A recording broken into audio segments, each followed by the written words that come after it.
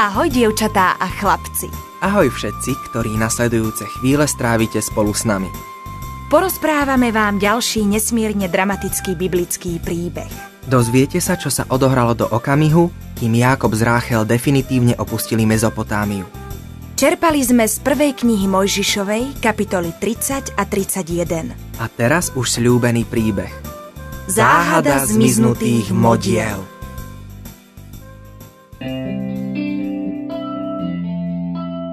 Aby Jákob mohol dostať za ženu Ráchel, Lábanovú dcéru, musel pre neho pracovať ďalších 7 rokov. Aj keď mal pomocníkov, zodpovednosť za všetko niesol sám. Musel dohliadnúť na to, aby počas obdobia sucha dobytok netrpel smedom a aby v zimných mesiacoch zvieratá nemrzli. Ako pastier musel strážiť stáda cez deň aj v noci, pretože ich ohrozovali zlodeji a dravá zver. Nebola to ľahká práca. Jákob, pochybujem, že ešte niekto musel tak dlho slúžiť ako ty, aby sa mohol oženiť s dievčaťom, ktoré miluje. 14. Rovných 14 rokov, Ráchel. Stojím ti vôbec za to. Ani na okamih som neuľutoval cenu, ktorú som za to zaplatil. Ľúbim ťa. A ja teba. A odídeme teraz k tebe domov do Kanánu?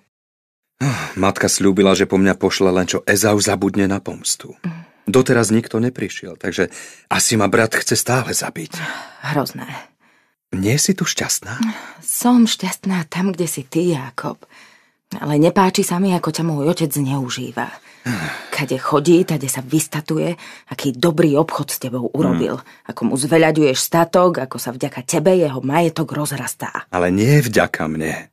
To Boh požehnáva moje úsilie. V každom prípade, otec je s tebou veľmi spokojný. Áno, práve včera sme sa o tom rozprávali. Chce, aby si tu ešte zostal, pravda? Áno. A? Nechal som si čas na rozmyslenie.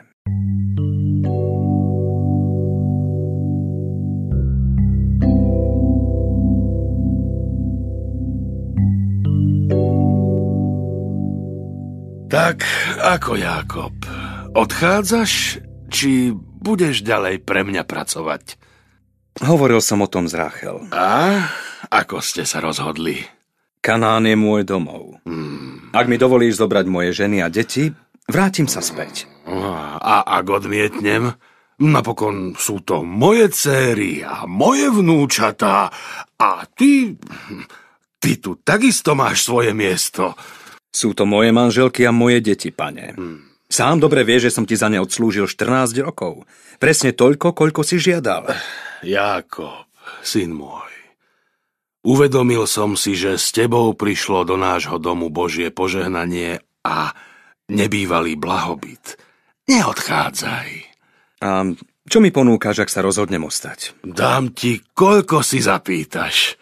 Mám rodinu, musím sa o ňu postarať. To je pochopiteľné, Jákob. Keď som pred 14 rokmi začal pre teba pracovať, mal si slušné stádo oviec aj dobytka. No teraz máš stád niekoľko. Cením si tvoju robotu. Povedz mi rovno svoje požiadavky. Vyplácaj ma v naturáliách. Čo presne máš na mysli? Bral by som si fľakaté kozy a čierne jáňatá. Také sa v mojich stádach rodia zriedkavo. Mne to stačí. A budeš ich chápať ako svoju mzdu? Áno. Nebudeš pýtať ešte aj peniaze? Nie. Dohodnuté. Prečo si taký skromný?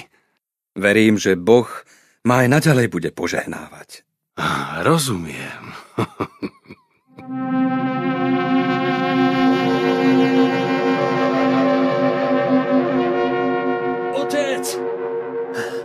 Otec, No? Jakobove stáda sú už pomaly väčšie ako naše. Pod chvíľou si privlastňuje stovky našich kôz a jahniat. A dohodli sme sa predsa, že si vezme iba fľakaté kozy a čierne jahniatka. Veď áno, no už dávnejšie sa rodia iba také. A to nie je možné. Prefarbuje ich. Aj mne to prišlo na Preveril som si to. Nie. Ale príroda len tak z ničoho nič nemení svoje zákonitosti. Je za tým niečo, o čom nevieme. Je za tým nejaký podvod. Neboj sa, príde na to aký. Ale to môže dlho trvať. Čo navrhuješ? Zmením podmienky dohody. Odteraz má nárok na pruhované mláďatá. Také hádam ani nie sú. Veď práve.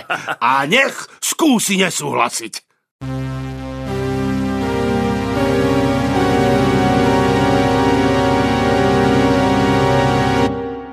Otec, tvoj plán nefunguje.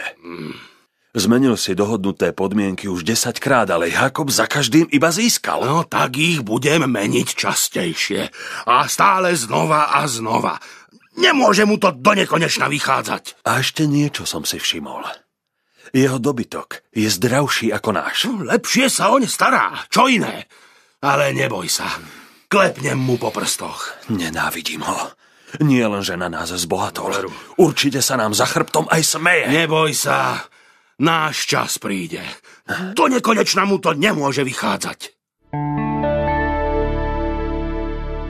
No Lában sa mýlil. Jákobove stáda sa neustále rozrastali, napriek tomu, že Lában pod chvíľou menil podmienky ich dohody. Ale aj v Jákobovom osobnom živote sa za tie roky toho dosť udialo. Mal síce 2 ženy, na svokrovú prosbu si ponechal aj Leu, s ktorou ho oženili podvodným spôsobom, skutočne však miloval Ráchel. No zatiaľ sa iba Lea stala matkou jeho detí. Najprv porodila syna Rúbena, potom Simeona. A krátko na to sa jej narodili chlapci Lévi a Júda. Lea dúfala, že tým si získa Jákobovu náklonnosť. Viem, Bože, že Jákob sa nechcel so mnou oženiť a miluje Ráchel. No dala som mu 4 synov, Ráchel žiadneho. Daj, aby mi za to bol nielen vďačný, ale aby ma začal aj milovať. Počase však Boh aj Ráchel dal syna. Dali mu meno Jozef.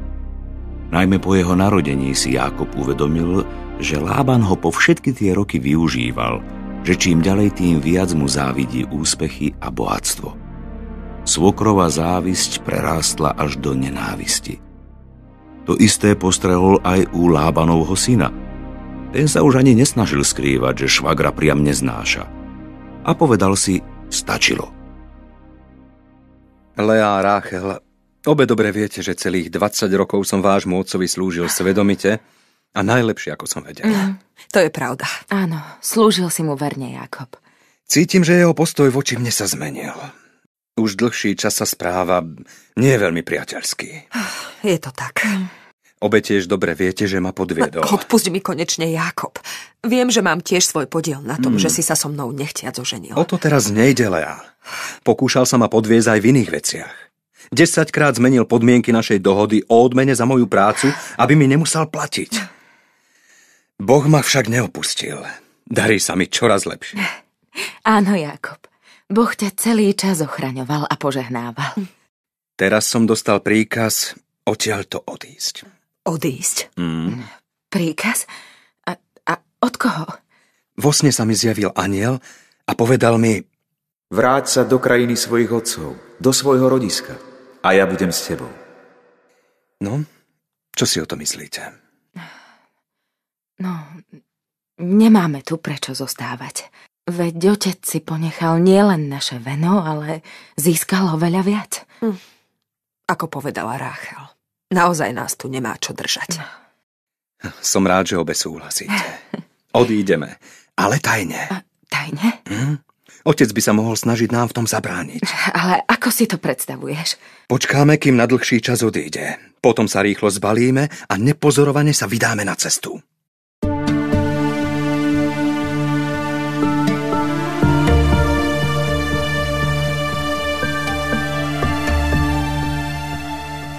Jákob, otec zajtra odchádza strihať ovce. To znamená, že najmenej také 3-4 dni tu nebude. Zrejme. Dobre, len čo odíde, rýchlo sa začneme chystať.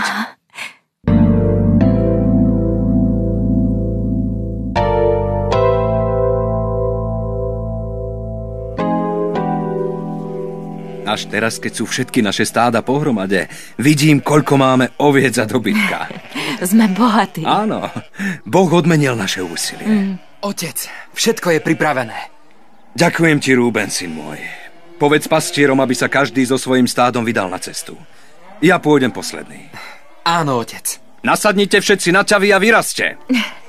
No poď, Jozef, poď hore ku mne. Ocko, nemohol by som ísť na ťave s tebou? Neskôr si ku mne presadneš, synček. Cestou, dobre? Choďte, ešte to tu skontrolujem, či sme nič nezabudli. Zatiaľ pôjdeš so mnou. Otecko ťa ku mne vysadí.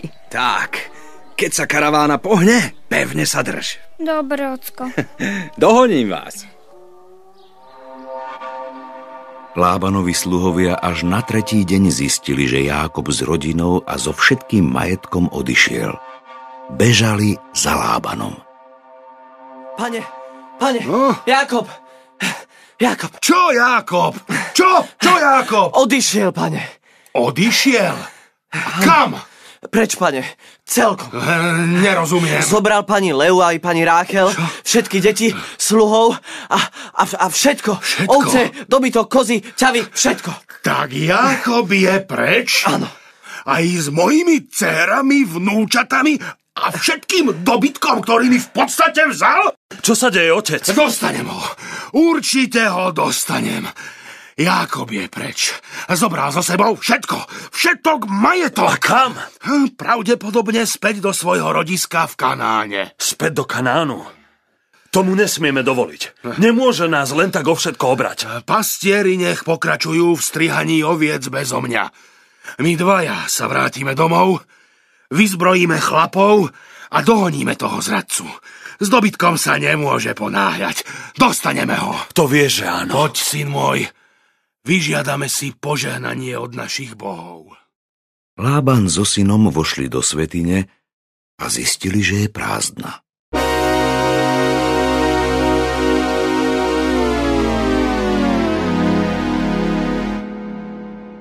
Kde sú naši bohovia?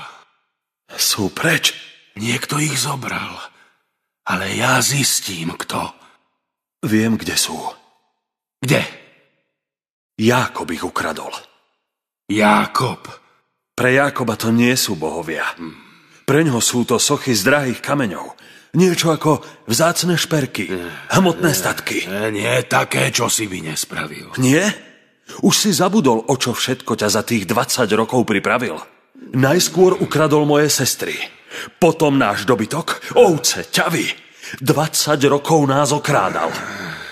Máš pravdu. Všetci muži nech nastúpia v plnej výzbroji. Zariadím. Len čo bude naše vojsko pripravené, vyrazíme. Jákob so sprievodom prešiel cez rieku Eufrat a obrátil sa smerom k vrchu Gileád, na hraniciach svojej vlasti Kanánu. Nemôže byť ďaleko. Má so sebou ženy, deti, stáda. Určite nejdu rýchlo. A vráti mi všetko, čo mi vzal. Áno. Môj dobytok, moje ovce, mojich bohov. A napokon dostanem aj Jákoba. Aj za cenu toho, že potečie krv.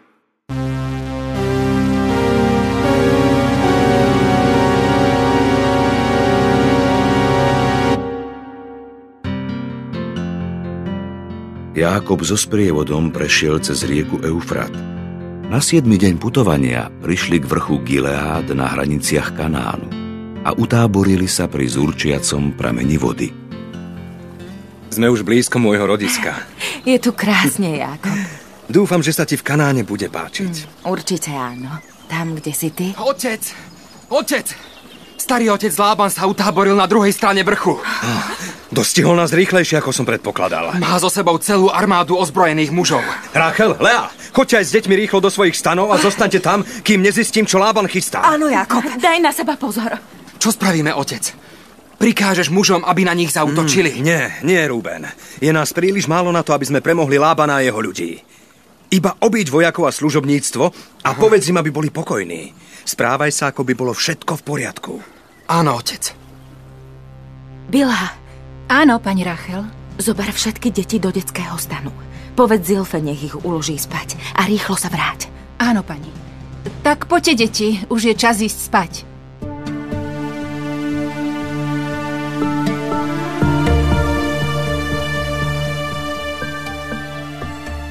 Rachel, je ti niečo? Prečo? Si hrozne bledá, nie si chorá? Nie. Mňa neoklameš. Dobre ťa poznám. Vravím, že je všetko v poriadku. Neverím ti. Si mimoriadne podráždená. Pohádala si sa s Jakobom? Lea, ak mi nemieníš dať pokoj, odíď radšej do svojho stanu. Dobrý nápad. Nemusím znášať tvoje vrtochy. Tak už som späť, pani. Zatvor stan. Áno, pani Rachel. Si celá nesvoja. Stalo sa niečo? No hovor. Nebudete sa na mňa hnevať. Prečo by som sa mala na teba hnevať? Mám snúbenca. Je osobným sluhom pána Lábana. To viem. No a? No, keď som odovzdala deti Zilfe, zdalo sa mi, že počujem, teda, že na kraji tábora niekoho vidím. Chcela som zistiť, kto to je a bol to on. Kto? No kto? Hovor. Môj snúbenec. Pán Lában ho poslal, aby mu zariadil tajnú schôdzku s pánom Jakobom. Čo? Tajnú schôdzku s Jakobom? Môj otec? Áno. Je nám v petách s celou armádou. A stretli sa? Áno. No a?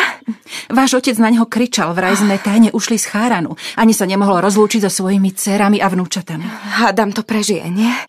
Ale vraj zúri najmä kvôli svojim bôžikom. Bôžikom? Niekto ich ukradol. Obvinil Jakoba. Otec sa zbláznil. Jakobovi by také čosi ani na neprišlo. Neviem, ale vraj takého nahnevaného ho môj snúbenec ešte nevidel.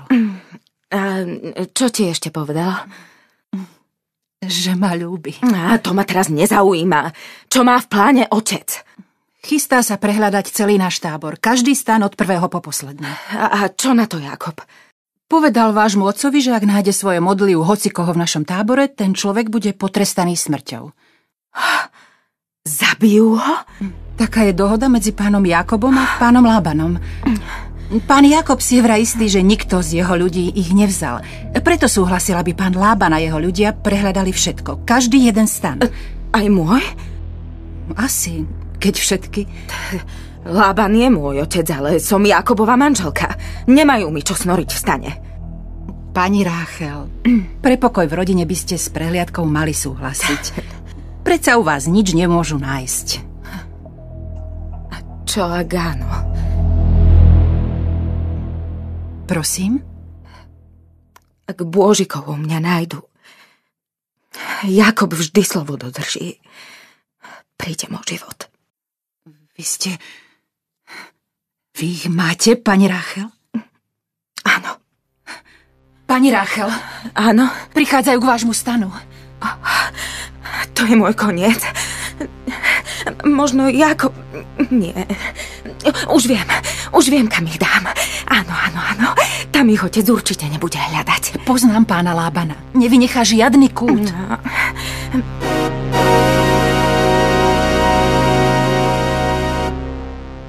Tu kto býva? Dúfam, že nechceš prehľadávať stan svojej céry. Už neverím nikomu.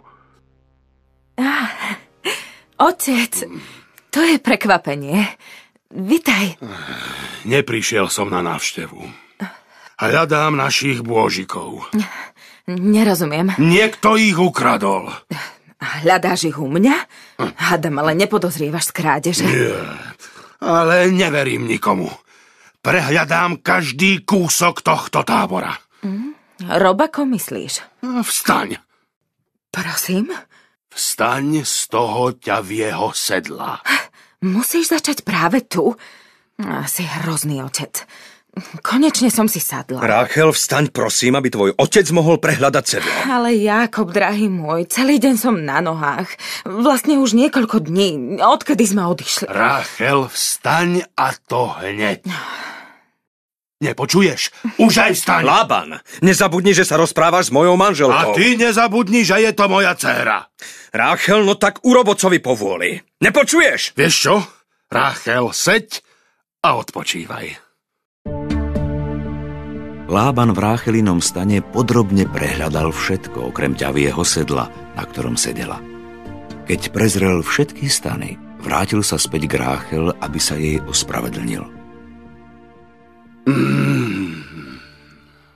presvedčil som sa, že ste nevzali mojich bôžikov a veľmi sa ospravedlňujem. To je v poriadku, otec. Tak ty sa veľmi ospravedlňuješ. Myslíš, že to stačí? No. 20 rokov som pre teba pracoval. Bol som k tebe vždy a vo všetkom čestný. A zrazu ma pokladáš za zlodeja? Ospravedlnil som sa. Čo ešte chceš? Mal by si padnúť na kolená a prosiť o odpustenie. Prenáhlil som sa a prosím, aby ste mi odpustili. Iste, otec. Odpúšťame ti. Chcem vám všetkým niečo povedať. Sú tu moje 2 dcéry a všetky moje vnúčatá. Áno, sme tu. Tu sme, otec. Všetci sme tu. Moje deti. Moje vnúčatá. Už dlhšiu dobu som bol zaslepený hnevom a rozmýšľal som veľmi sebecky. Nesprával som sa k vám čestne. Uvedomil som si to a túžim to napraviť. Chcem vám pri tejto príležitosti povedať, že vám všetkým želám šťastnú cestu do Kanánu a aby ste v zdraví a láske žili dlho, predlho. Otec. Mám ťa rád, starý otec. Poď s nami, starý otec. Ďakujeme za všetko. Aj vám prajem pevné zdravie. Boh vás žehnaj. Aby sa táto vzácna spomienka navždy uchovala, Lában a Jákob navršili hromadu kamenia.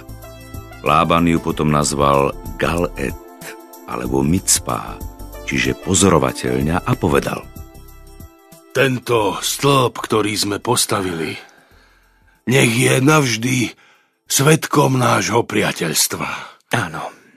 Jákob, syn môj, neprejdem za túto hromadu k tebe, ani ty neprejdeš za túto hromadu a za tento posvätný stĺp ku mne so zlým úmyslom. Nech Hospodin dozerá na mňa a na teba, keď sa rozídeme. Na druhý deň zavčas ráno sa Lában a jeho muži vydali na cestu späť do Mezopotámie. Sväté písmo hovorí: Lában odišiel a vrátil sa do svojho domu. Týmto stručným komentárom sa jeho príbeh končí. Už nikdy viac vo Svätom písme nie je zmienka o obyvateľoch krajiny Mezopotámia. Zostanú navždy zabudnutí.